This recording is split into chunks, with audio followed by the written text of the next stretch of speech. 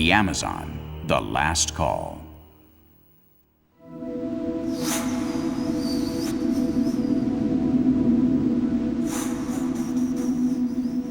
They go naked, the animal skins covering only their private parts, with bows and arrows in hand, making war like 10 Indians. An arrow struck me in the eye and passed through it, and because of that wound, I have lost the eye, and am not without fatigue or pain. This is how Friar Gaspar de Carvajal reported in his diary the encounter that Orellana and his men had with the courageous Amazon women on June 24, 1542. These women bestowed a name on a river and majesty on a valiant feminine land, Amazonia. Some of its legendary fragrances were used to anoint and perfume legendary women. This is part of the story of ambition and coveted nature that we're going to tell you about today. The mother jungle has been and is betrayed by its children.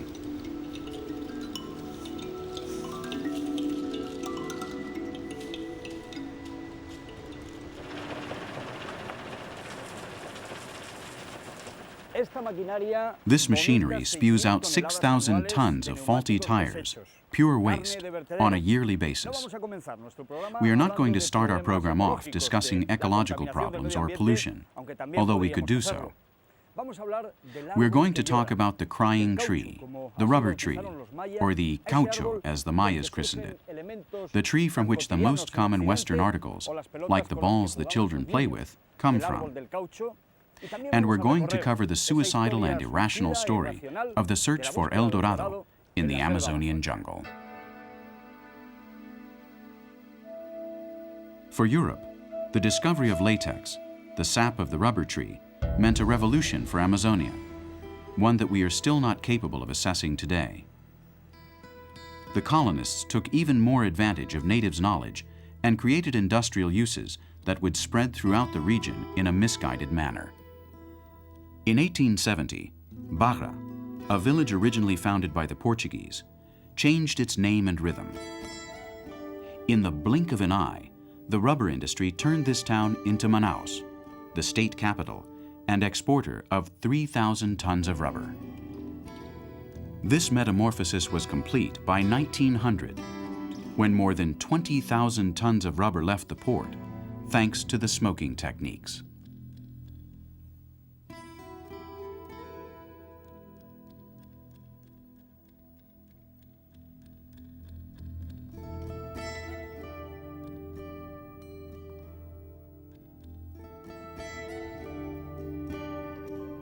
By 1910, Manaus was no longer considered the Paris of the tropics, an emerald in the heart of the rainforest, the center of the world in the most distant place, in the middle of the jungle. Even so, Manaus had its own electric tram company, 10 private schools, 25 public schools, and the best library in all of Latin America. Manaus, with such economic wealth, lacked an opera house, and Eduardo Ribeiro, the governor at the time, had one of the most magnificent temples of bel canto built. Inaugurated in 1896, after 17 years of construction, this building, which cost $3 million at that time, became the symbol of a prosperous city.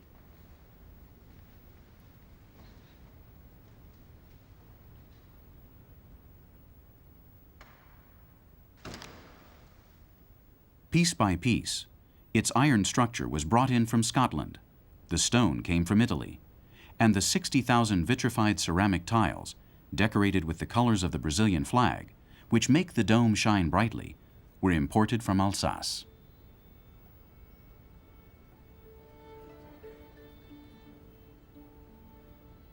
Today, the Amazon Theater is still an artistic caprice in the middle of a great natural wonder.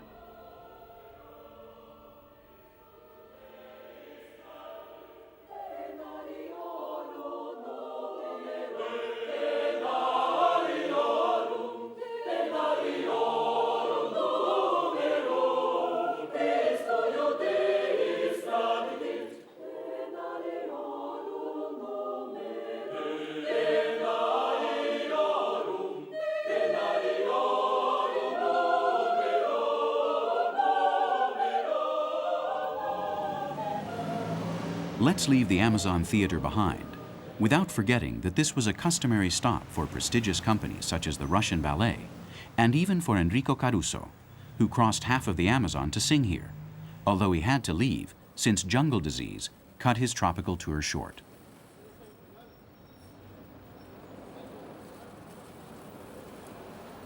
In 1915, Manaus reached the height of latex production. 8 million rubber trees were exploited throughout 3 million square kilometers of jungle. But 30 years prior, some seeds were stolen by the English and planted in Asia. The rubber tree adapts well to new environments, and it became difficult for Brazil to compete with the prices of this new producer.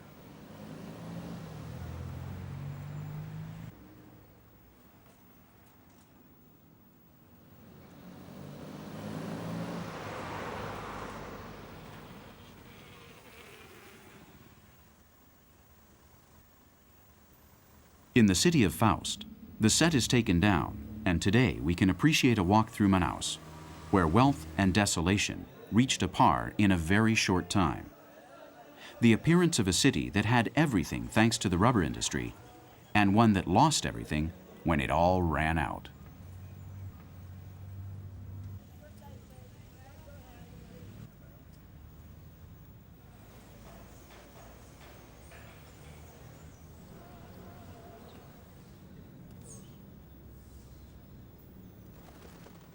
Thus, the first case of biopiracy ended the splendor of the Amazonian rubber industry. Today, that wildly successful business has been reduced to a few tire repair shops. Even the governor and father of the great metropolis, Eduardo Ribeiro, committed suicide since he was unable to assimilate the declining situation of the city.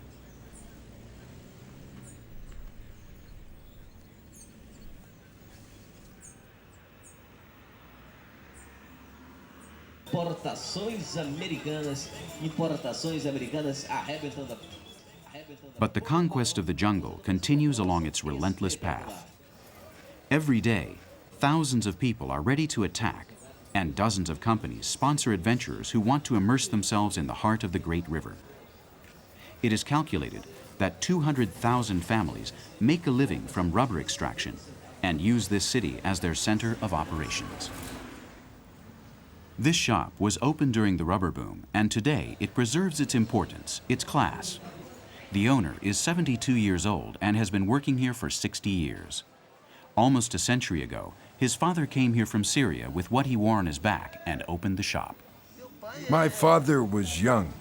He started from the bottom, working at the bottom. Go, go, go. My father worked hard. Manaus had fewer homes at that time. Pretty ones. It had few homes. Then it started to grow. In Manaus, wealth spread fast. The shops sold a lot.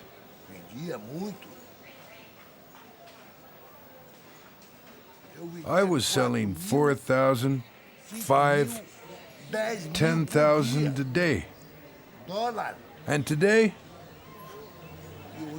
almost nothing. In the year 2000, present-day Manaus is the largest industrial producer of electrical components in Latin America, and its free trade zone makes it an almost perfect fiscal paradise, a good laugh at inflation. More than half of the televisions in Brazil are made here, and they cost a third of their price in the rest of the country. In less than a century, Manaus has changed from being known as the Paris of the tropics to the Hong Kong of the Amazon. There are many treasure hunters wandering around here. The mysterious and powerful natural environment is still a big value on the rise. We will stealthily approach our next protagonist. For years, white men have come to lay waste to the Amazon jungle, as we can see here, sometimes in search of an odd El Dorado to be found through the indigenous cultures, in exceptional creatures such as this one. This small, extremely interesting frog is known as Philomedusa bicolor, its scientific name. If I were to kiss it, like in the fairy tale, in search of a Prince Charming, my lips would swell immediately. Its skin holds some interesting secrets for the multinational pharmaceutical companies.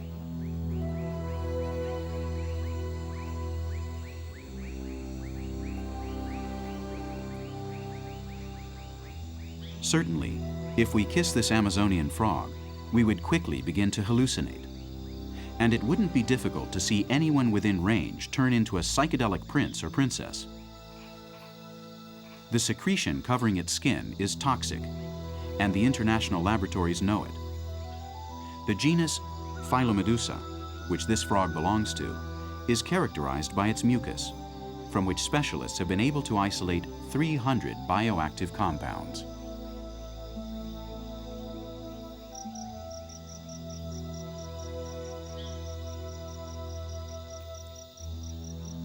The poison from the skin of this animal is 27 times stronger than morphine.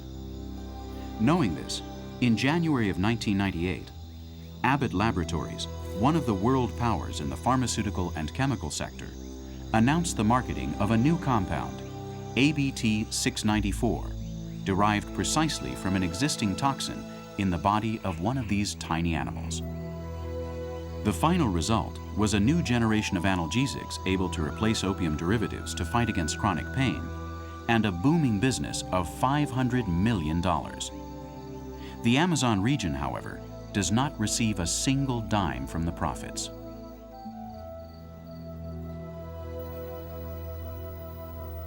The Philomedusa has two colors just like other frogs and toads, just like this marine toad from Amazonia, a genus found all over the world. It has been introduced in Australia, and like other toads and frogs, its skin has poisonous glands, chemical substances that are poisonous. Young people in Australia have begun to use it as a hallucinogenic drug. These are the parotid glands, which are poisonous. Like some other glands, but the poison is concentrated here. And sometimes the young people grab the frogs and lick them. Then, if this substance is ingested in small doses, it's hallucinogenic. But that's very dangerous because swallowing a lot of it is fatal. As with dogs, dogs often bite the frogs and swallow the poison. Alkaloids are very dangerous and they often die. The batrachotoxin that accumulates on the skin of these delicate little frogs is the most powerful substance of non-protein origin found in nature to date. The dendrobates are only trying to ward off predators, but every year, thousands of these creatures are captured in the Amazon and taken to different laboratories around the world. Some labs will pay over $250 for just one frog, which they could have bought for less than $1 in any village.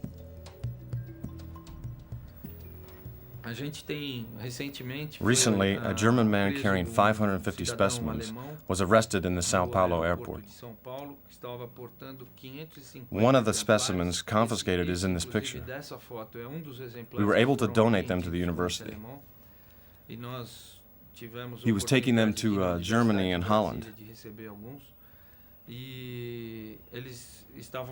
Their final destination was most likely a laboratory to analyze their main biological components. There are also cases of biopiracy with some plants.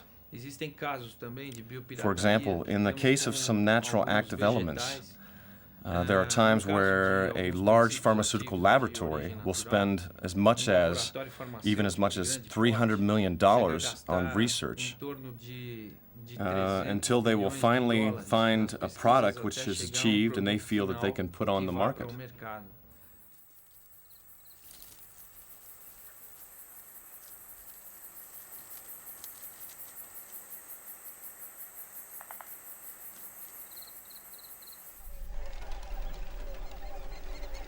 Although the results of the research favor human health, the massive exportation methods, and above all, the acquisition of wealth at the cost of the countries of origin, is atrocious.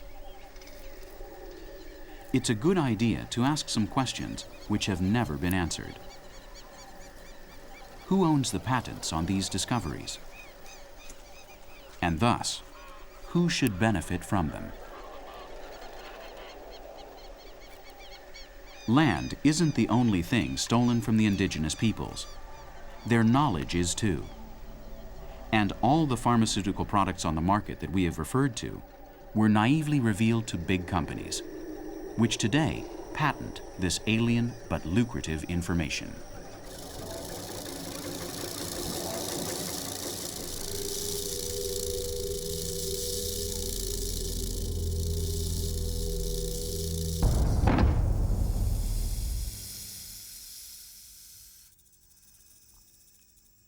The natural medicines of the Amazonian natives are being bottled and sold by multi-millionaire biohijackers.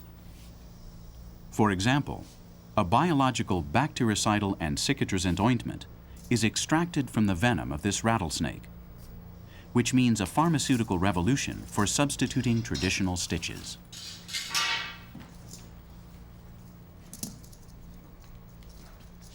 The Tucanos, Araras, and Yanomamis have known about the virtues of snake poison for centuries and have shared their knowledge with biologists paid by laboratories.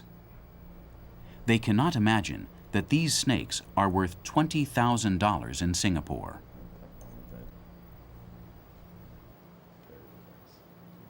Let's go back to the story of our frog.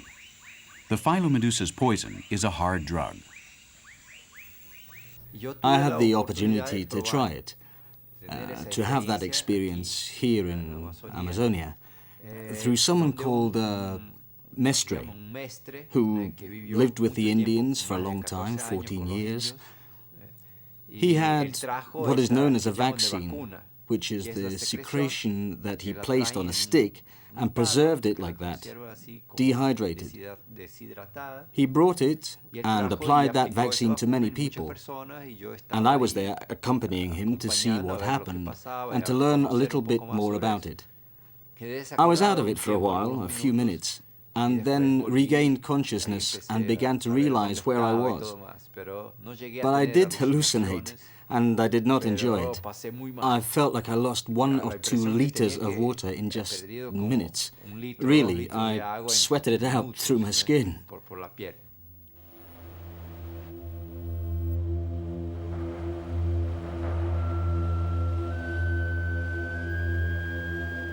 Like this zoology professor, we also like to cross the thin line that separates theory from practice and walk kilometers, miles of virgin river in search of the experience. Seduced by the story of our little frog, we wanted to verify if, as we believed from the beginning, the big multinational pharmaceutical companies had taken advantage of the Amazonian Indians' knowledge. We traveled for days until we reached the stretch of river shared by Brazil, Colombia, and Peru.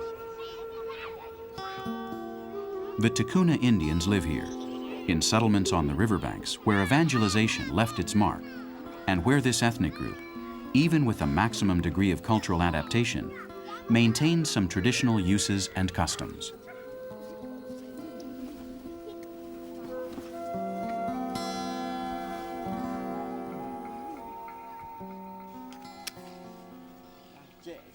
The scientific name Philomedusa, the name recognized around the world, is substituted here by bakor, or health frog, which is what generations of Tacunas have called this frog for centuries.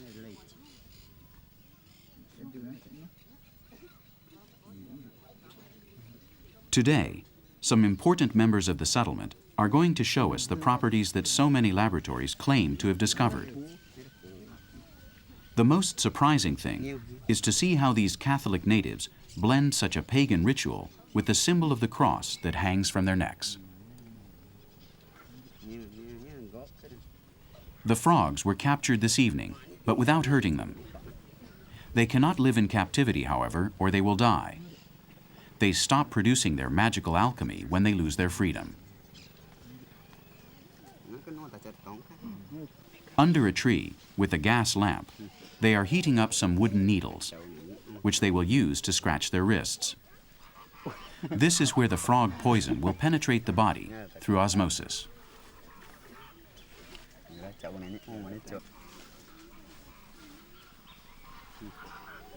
Three minutes are enough to notice the effects.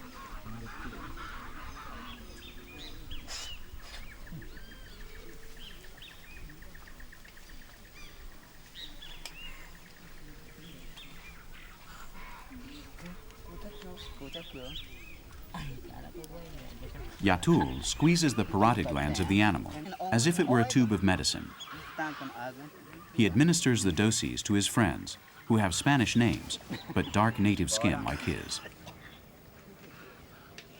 Slowly, Angelo, Manuel, and Benito begin to succumb to the power of the frog venom.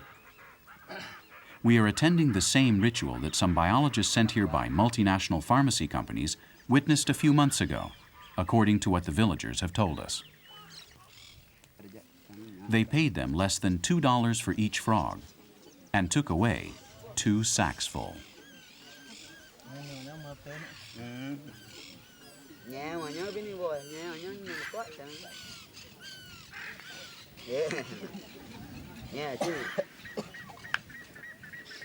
Its purpose is not just to obtain the hallucinogenic effect.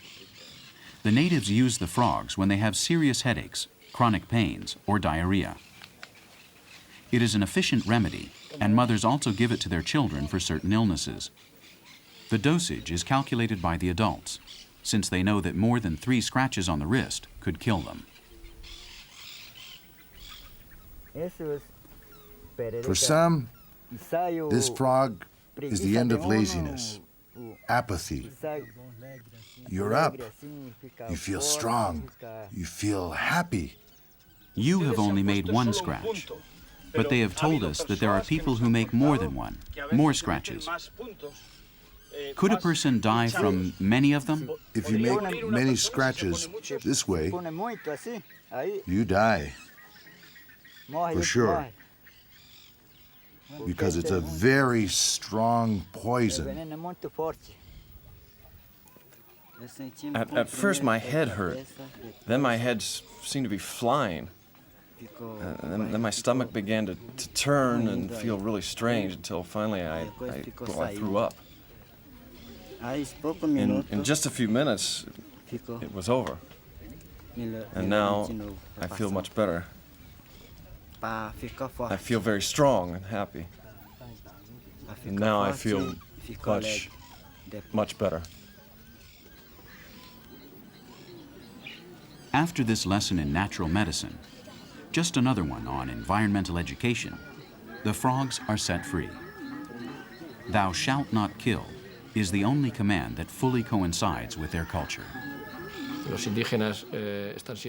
The indigenous peoples are also being pursued by biotechnological companies in an attack called biopiracy. People disguised as ecologists, wearing environmental protection t-shirts, are getting close to the shamans, the pajas, the curacas, the medicine men of the 180 indigenous cultures in the case of Brazil. They are trying to appropriate their knowledge in the same way as if someone tried to patent the host in Christian culture. As if someone from the Amazon went to Spain or the United States and patented something so sacred to us as the host.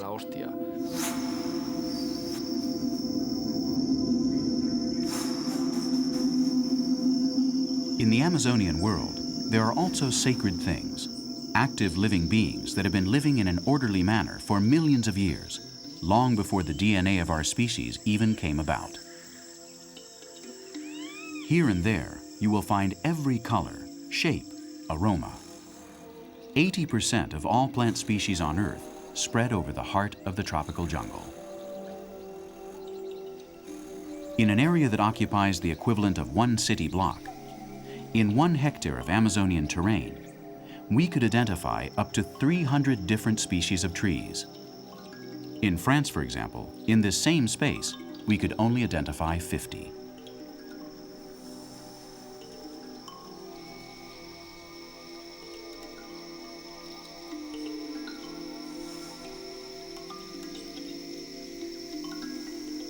This is what Amazonia is like. Disproportionate and fascinating, gigantic, but delicate. A tree belonging to the Papilionaceae family, with wood as red as burning embers, gave Brazil its name. The vegetation and the republic are united to that extreme, and to that extent, the future of the great Brazilian nation should be the same as that of the pau-brasil tree. But oblivious to history and etymology, the thieves of living things feel at home here, calculating every corner of this jungle as if trying to figure out the best way to make the most profit. The plant kingdom is at the service of mankind, feeding him involuntarily with every strike, an economic empire that shows no consideration, only dividends.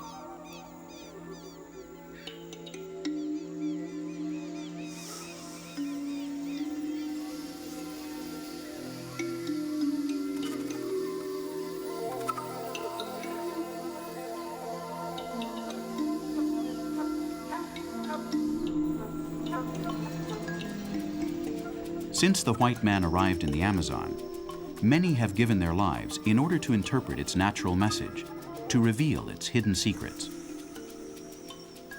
Some famous botanists died here, classifying unknown plants in remote places.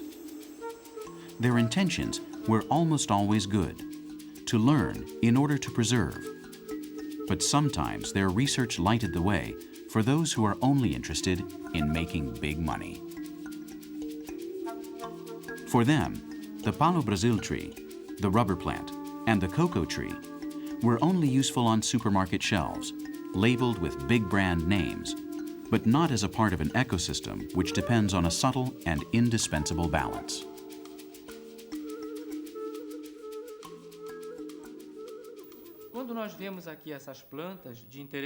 While I observe these plants of much economic interest for the Amazon, I remember the problem of biopiracy, which is unfortunately devastating the Amazonian region. Plants from Amazonia are used by many international laboratories, but the profits from this usually never make it back here. This is why we now have laws to protect our plant resources.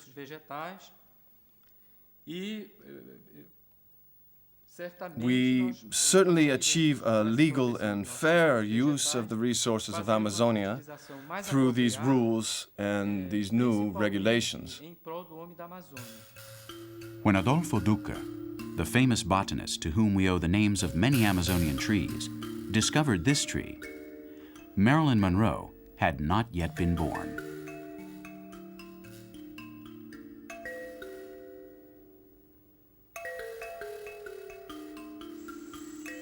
The pau rosa captivated the scientist with the wonderful aroma that its bark gave off.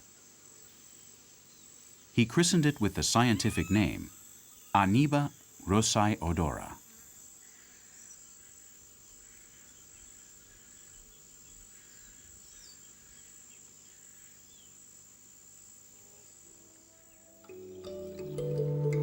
Many decades later, Monroe would admit to covering her nude body every night with little splashes of Chanel No. 5, surely without knowing that her skin was being perfumed by this Amazonian essence.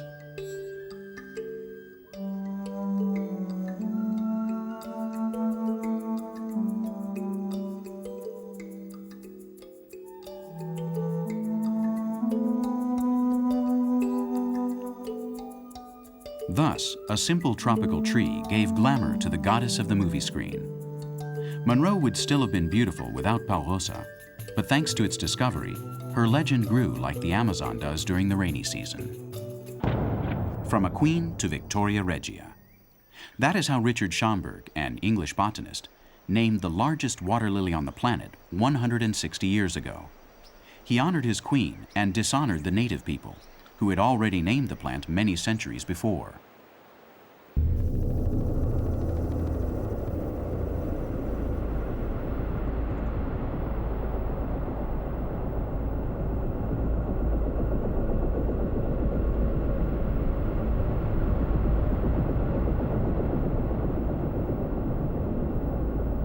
Recently, they not only steal the names of the Amazonian plants, but also the space for them to grow and survive. In 1999, Amazonia lost 1,700,000 hectares, an area larger than the U.S. state of Hawaii and similar to that of Navarre and the Spanish Basque Country together.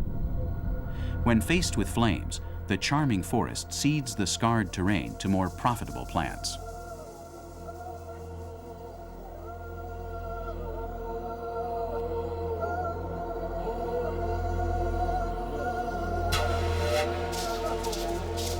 The state of Mato Grosso should be renamed, since it is quickly losing the dense forest that gave it its name.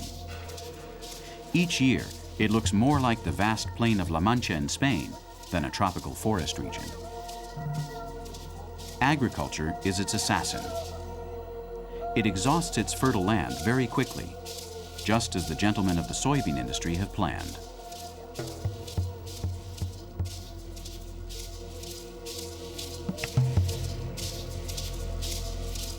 On these plains, maybe the hardest and least known battle is being fought by those interested in defending the Amazon region.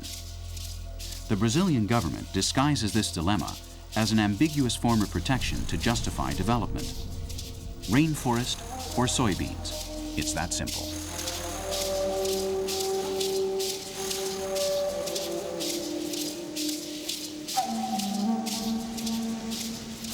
Today, Brazil is second only to the USA as the world's leading producer of this plant, which feeds our pigs and chickens and seasons our exotic dishes. Some birds found only in Brazil, such as the emu, are also attracted by this green revolution, but they do not have a rainforest to hide or reproduce in.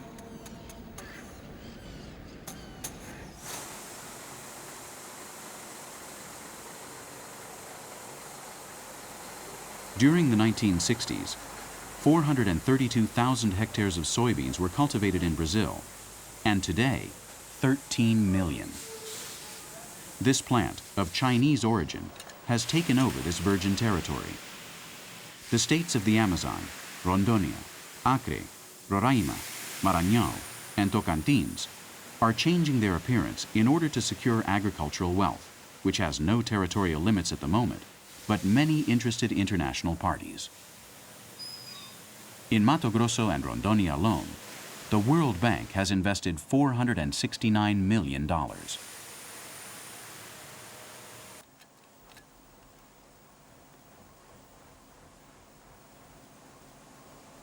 The big plantations also produce enormous profits for the owners, but very few jobs.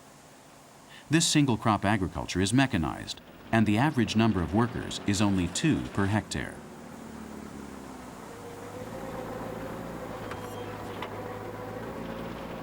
The devastated land of the rainforest is very poor, and it has to be excessively stimulated with chemicals in order to produce at the rate of market demand. Thus, in the opinion of many experts, within a few decades, it won't be difficult to apply the axiom that our species pursues: soy today, hunger tomorrow. These beans will travel from the interior of Brazil to the ports of Osaka, Liverpool, Rotterdam, and Hamburg. The company Maggi, the king of soy, is responsible. It is the largest soy producer in the world.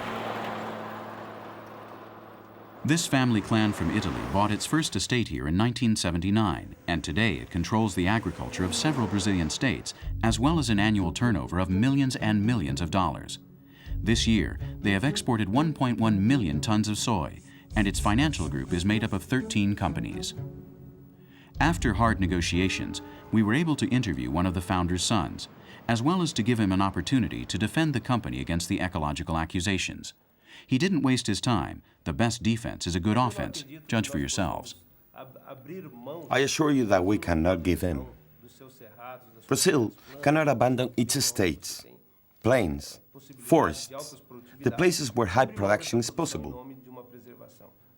Abandon it in the name of conservation? Preserve nature for what? In Europe and the United States, in the more developed countries, everything has already been done.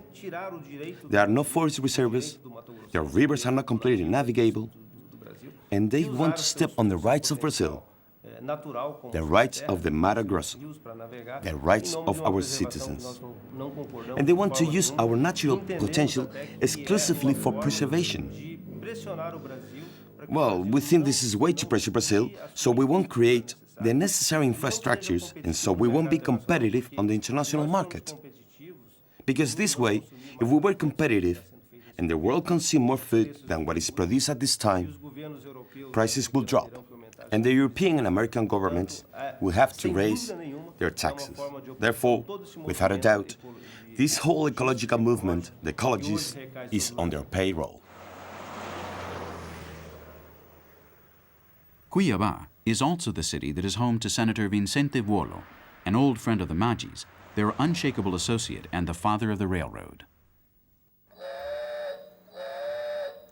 After 30 years of political struggle, this railway fanatic, as you can see throughout his stylishly decorated office, has managed to build more than 5,000 kilometers of train tracks, which will transport 10 million tons of soy a year beginning in 2003.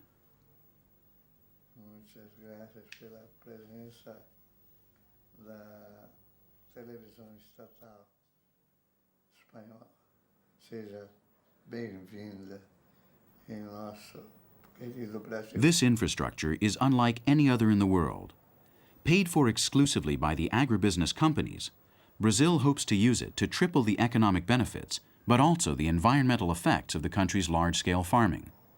Will the spirit of the rubber plantations return to Brazil? Now, in the senator's opinion, it's time to dream about a new version of the El Dorado myth. A new century has begun in Mato Grosso, the century of the train. We were living in the century of rubber, of precious stones.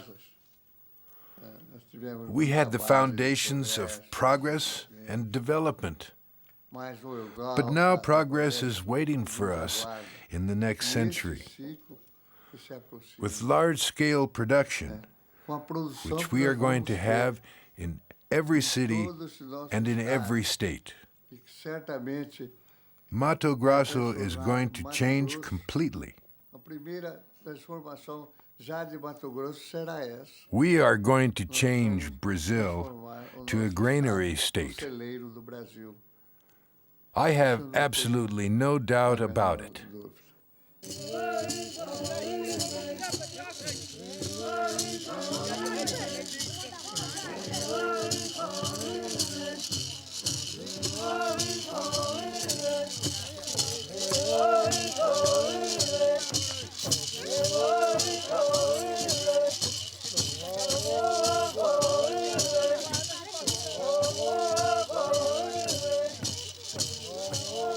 The Guarani Kaiowa Indians are crying for their dead on the last stretch of land that they have. They do not have anything to celebrate about. Pitiful and humiliated, they only pay tribute to their dead.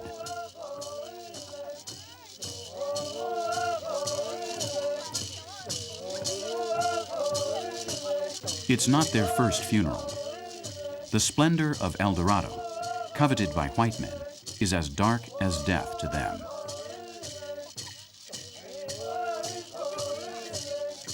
From this village, the euphoria of Senator Vuolo seems pathetic to us. We are in Parambizinho, the land of suicide.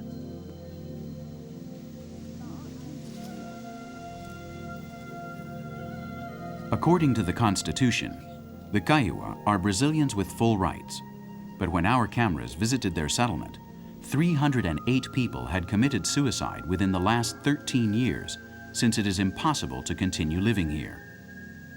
These are the graves of the last 3 Indians who took their lives 1 week ago. For Elaine at 13, Luis at 16, and Mauricio at 19, the soy business was the curse that took them to the grave. Even this small sacred area where their dead are buried is threatened by the farming machines.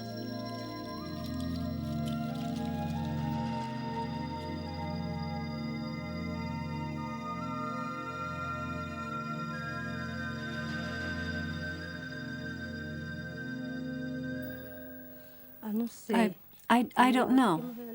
My daughter's other friend died down there. And then my daughter came here. My 15-year-old daughter took the poison with her friends. They took the poison out of the house. But then she collapsed here. She came home. She came here to die. She was already dead when she came here. Cleoncia has only this one daughter left and a very dark future to raise her in. These are difficult times. I'm going to stay where my son is. He's buried here under this land. My father lives here, and my mother is also buried in this area. I have to live here. The children are buried here. My children are buried here. This is Mauricio, here is my son, and here's my little girl.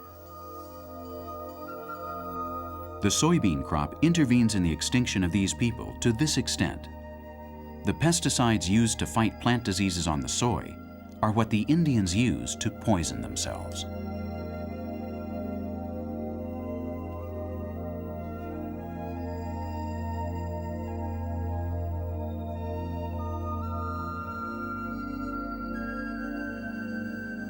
No one takes the blame. Time passes, and the rainforest and the native Brazilians are being wiped out. There is no place for them in a developed Brazil, although with a little bit of luck, they may receive a handout. We have an agreement with the Indians. We understand that the entire region earns more money, and it is not possible that only they live in misery. Therefore, we pay them a toll for every truck, every car that passes through their land. Thanks to this money, the Indians are able to take care of their health, buy what they need, and as well, they create some infrastructures to live better. Thus, our relationship with indigenous people in Mato Grosso is the best one possible, with mutual respect between the Indians and the state owners, and the state owners and the Indians. Is the generous king of soy referring to this unfamiliar mansion? Or this luxurious spa? 200 years ago, the Guarani Kaiowa Indians occupied 25% of the land in Mato Grosso, an area similar to Portugal or Indiana. Today, the 25,000 men and women of this ethnic group occupy less than 1% of this territory, living confined to tiny reserves, a space equal to 60 soccer fields.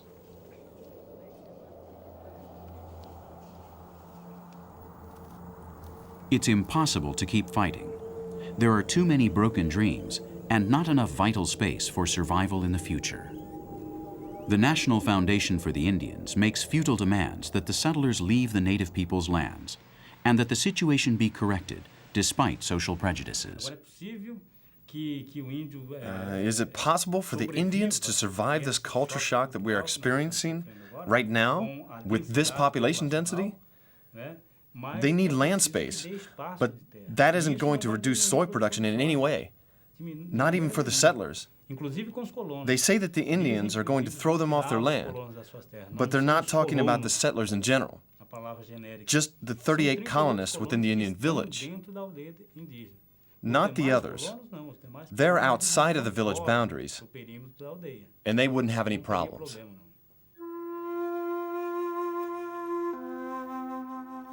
The world of soy has already strangled other ethnic groups such as the Xavante, the Enawenenawe, and the Terena. Exhausting natural resources in Amazonia is much more heartless than in other natural areas around the world. We've said it before, here the rainforest has become human. Whoever wants to destroy the jungle to do business will have to murder the people living there. He will lead a certain genocide.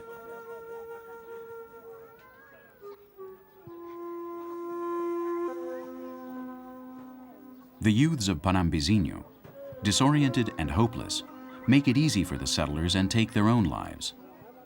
The statistics are horrifying. Between the ages of 12 and 18, there have been 123 suicides. and between 18 and 24, 63. That means 65% of all suicides take place before the age of 25.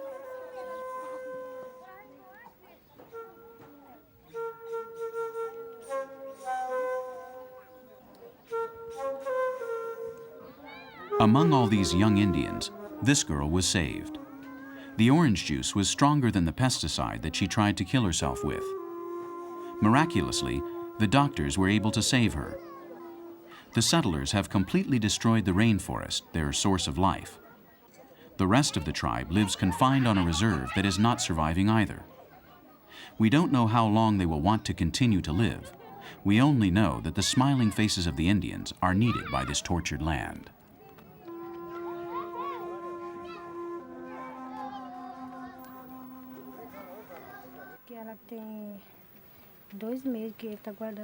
She had been saving the poison for 2 months. She was working for an estate owner here on the land for very little money, and the owner was afraid she would poison herself.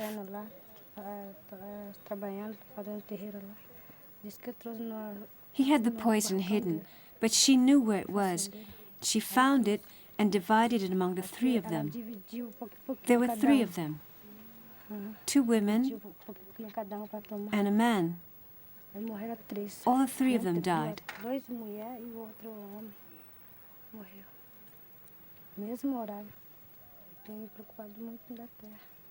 My friend always talked about the land. She would say, I want to get married, but how am I going to get married if I don't have a place to build a new home? She would speak hopefully about marrying her man, but they didn't have a place to live. She was obsessed. She said that she would come live with me. She always talked to me. She told me everything. She always talked to me. We don't want to move to another area. We want our land. Our land and no other. We don't want to go anywhere else. I tried to commit suicide, and I will try again if this continues. Suicide is like a cry for help. The Indians are disorganized. Hunting and fishing doesn't exist, or even land. Good education, or good medical services. The Indians do not have plantations or receive a salary at the end of the month. They don't work and don't have the resources to do so. Therefore, suicide is the way to ask the authorities for help, because due to this lack of organization, they cannot live in a traditional manner, with the harmony that unites them with nature. The past will never return, since the settlers, the white society, the estate owners have destroyed practically all the natural resources that existed in these villages.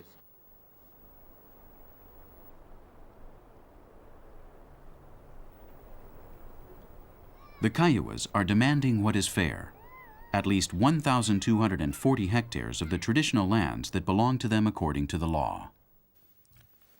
Systematically, in the last 30, 20 years, everything that was not indigenous area is being demolished.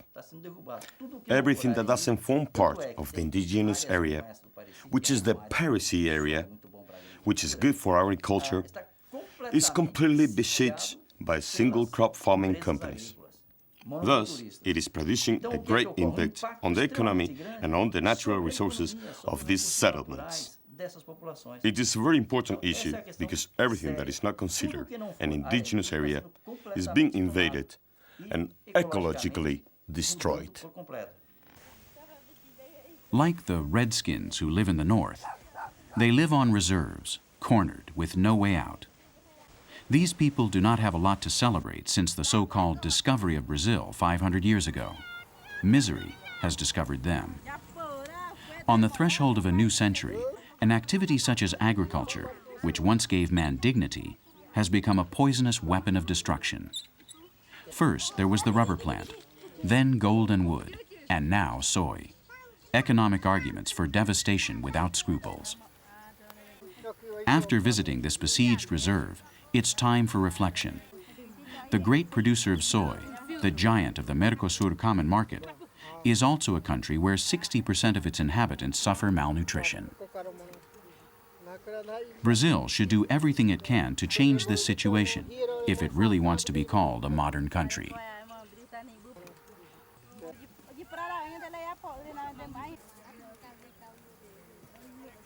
Some Brazilians, after the development, cannot appreciate the change. Their passion for life has faded, and as a last act of pride, they prefer to kill themselves before being killed. Remember that up until our arrival, 308 indigenous people had committed suicide on this southern settlement.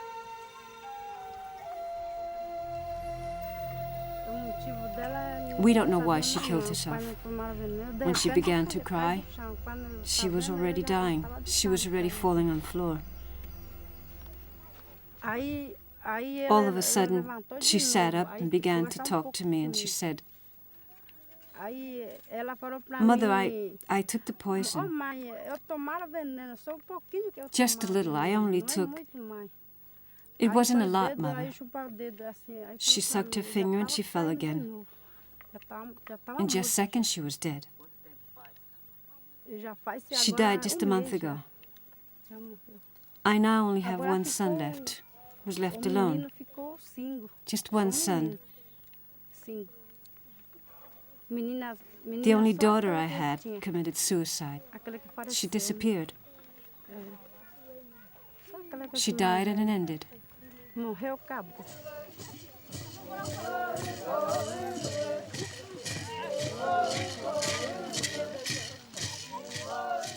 Die and end it. This is the first and last lesson of this dismal subject that we have learned about today. If they stole our land, what would we be?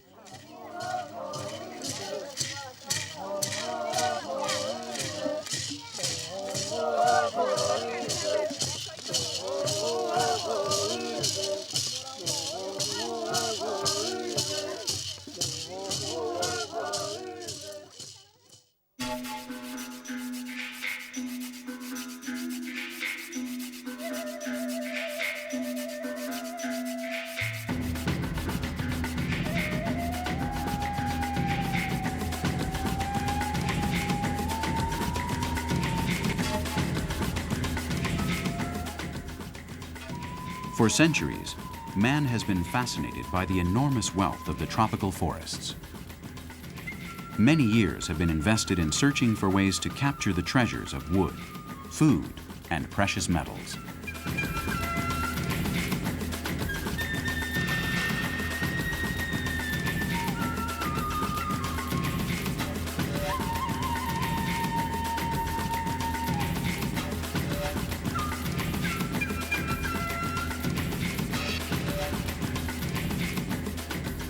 Our next episode will reveal the irreversible consequences of the gold fever in Amazonia. A lesson of an underground economy that we will never forget. We will search for reasonable ways out of the Amazonian labyrinth, a truly priceless paradise.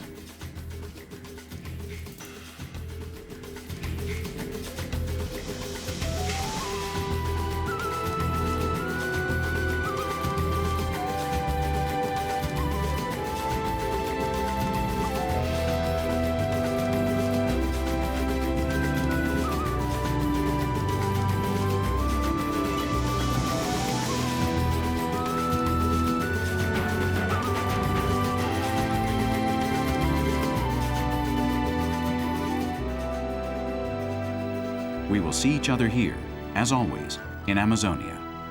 Pay close attention to its last call.